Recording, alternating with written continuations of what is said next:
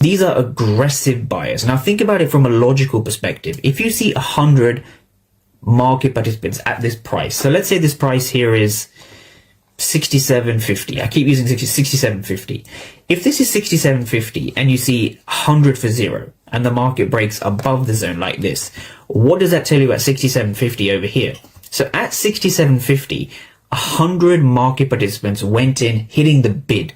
They tried to aggressively sell. They tried to break price down, i.e. below this level. So this is why key levels are very important. And this is why having a fair value gap or having a support or resistance is important. Now, blindly trading off them with market structure shifts, fair value gaps, breaks of structure, even EMAs, that's not viable. You need to see who's in control between buyers and sellers and trade in line with that.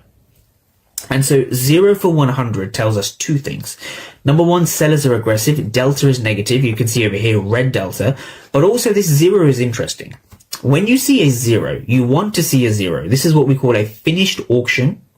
And it essentially tells us that there's no aggressive buyers and sellers trading here. There's only aggressive sellers. So a 0, for basic knowledge, basically means it's a finished auction. This indicates that buyers and sellers, aggressive buyers and sellers at that price, so 67.50 let's say, are no longer interested in trading at that price. So what does that tell you? Well, it tells you that the market's going to move in one direction.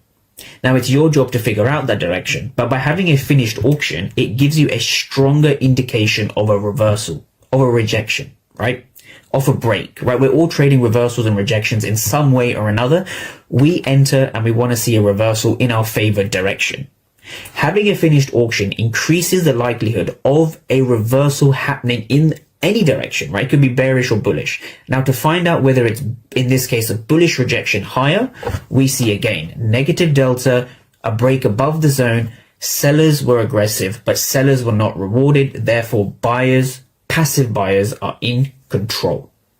That's what's important with the order flow and the footprint charts. So I'm going to be going over my pre-market plan and just a long I took on the 14th of October, right?